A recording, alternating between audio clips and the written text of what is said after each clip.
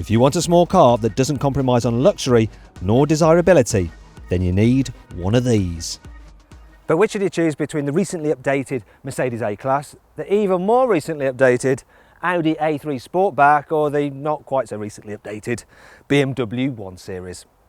Small posh car group test, yeah. These are cars I can actually afford, and I want. To help you decide which of these suits you best, I'm going to compare their cabins. I feel like I'm sat in the future. Critique their design. It's a little bit like currywurst and sauerkraut. See how practical they are. So yeah, it's a case of form over function. And test what they're like to drive. Now this 1 Series has an ace up its sleeve. But first, let's talk about their prices. So the A-Class starts at £19,900. The A3 is a bit cheaper. It starts at £19,365, but it's the BMW that's the most expensive because it starts from £20,930.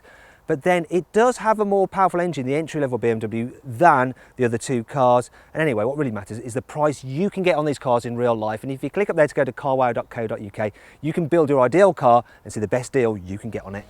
So let's start with the BMW, which is actually the oldest car here. But hey, I'm here to do an unbiased review, so that shouldn't put you off this car. And actually, you know, there's plenty to like about this 1 Series, such as it is definitely the most sporty feeling to sit in, and I like that about it. Trouble is, the design is a little bit on the boring side.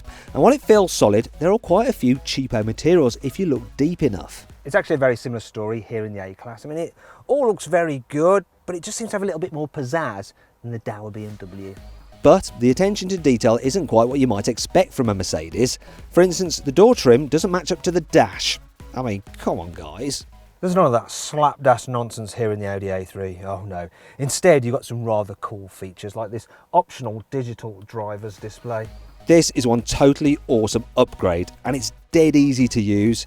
And so is the rest of the cabin. Material quality is noticeably superior to the BMW and the Mercedes, and the design is simple yet elegant, a theme which continues on the outside of the car. Audi has recently given the A3 a little bit of a revamp with some new bumpers at the front and here at the back, plus some pulsing rear indicators. Despite the changes though, the Audi is still the most conservative. The BMW, on the other hand, has a far more distinctive flavour. It's a little bit like currywurst and sauerkraut, not to everyone's taste. There is no doubting this is a BMW, and in this M Sport trim it looks like it means business, though in an aggressive telesale sort of a way. With the A-Class it's all about that Mercedes badge, which is absolutely massive. It's a bit like having a huge logo on a piece of designer clothing.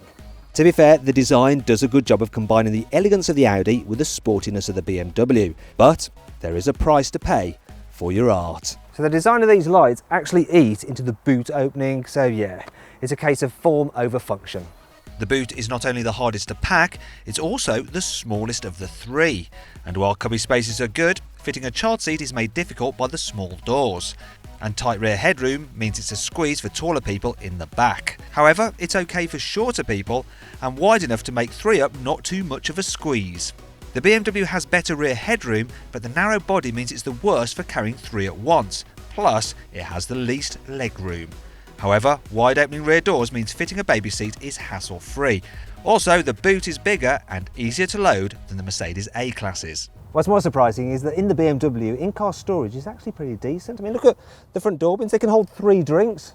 Actually, this is them too. Get rid of that. Cubbies are just as good in the Audi, and it has the biggest and most useful boot with an adjustable false floor and loads of room. The widest rear doors and easy access Isofix anchors make it the simplest for fitting a child seat, and it has the best rear head and legroom of all 3 cars here. It's just a shame the central seat is really uncomfy. If there's just 2 of you in the back, then there's oodles of room. It's definitely the most comfy car of the 3 in the rear seats and the most practical one overall.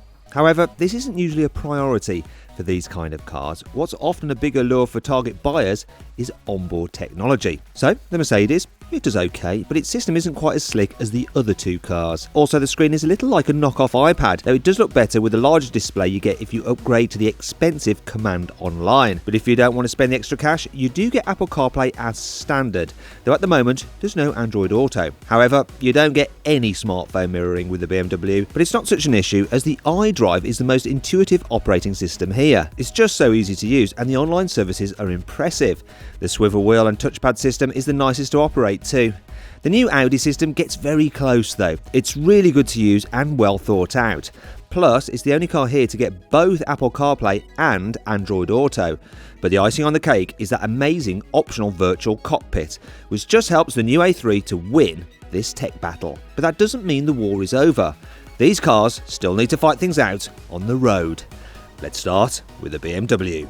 Now this 1 Series has an ace up its sleeve, and that's the fact that unlike the other two which are front wheel drive, it's actually rear wheel drive, and that just makes it more sporty and more fun. And actually it's a really comfortable car to travel in. It deals with bumps in the road very well. If there is one problem, it's the fact that you do get quite a lot of road noise. Can't fault the engines really. I mean, they are a bit noisy, the diesels, but they're strong performance and pretty economical. I'm averaging 47 in this 2 litre 120D. I actually prefer the petrols. Always get an auto if you can afford it. The 8-speed auto in the BMW 1 Series is wonderful. The automatic in the Audi A3 isn't quite as good, but it's still pretty impressive, and the manuals are definitely nicer to use than those in the BMW. But how does the rest of the car compare? Okay, so this car is the perfect lesson in how to do a well-rounded small premium hatchback. So it might not be as sporty to drive as the BMW, but it still corners very well, and it's super comfy and quiet. I mean, everything just works. It's just dead easy to live with. This is a car that you can enjoy no matter whether you're driving in town, on the motorway, or on a twisty road. It is really impressive. So too are the engines. This diesel that I've got in this, the 2 litre diesel, 150 horsepower, supposed to do 67 miles per gallon, and I'm getting 56. It's really hard to fault this A3. Maybe that makes it a little bit predictable, but predictably good. Finally, we come to the A-Class, a car which has so much to live up to considering how good the rest of the Mercedes range is. So, have we saved the best till last? So when you first drive the Mercedes A-Class, you really hope for a lot because it does look pretty smart on the outside, and it's got that 3-pointed star. In isolation, it's all right, but when you compare it to its premium rivals, it seems just a little bit lacking. It's not as comfortable as it should be. It's noisier than you'd expect a Mercedes to be. The engines are only all right, and the diesel in this, it's quite noisy when you rev it out. It's punchy enough though, the 2.1 litre in this A200, and economy should be around 68 miles per gallon, though I'm only getting 45. Oh dear. And if you think this car is sporty because it looks sporty, yeah, don't go throwing it into any corners because it does start to run wide if you get a bit carried away, and it doesn't help that the steering is all, well, it's really vague. Still, loads of people will buy it because of the badge, won't they? Let's be honest.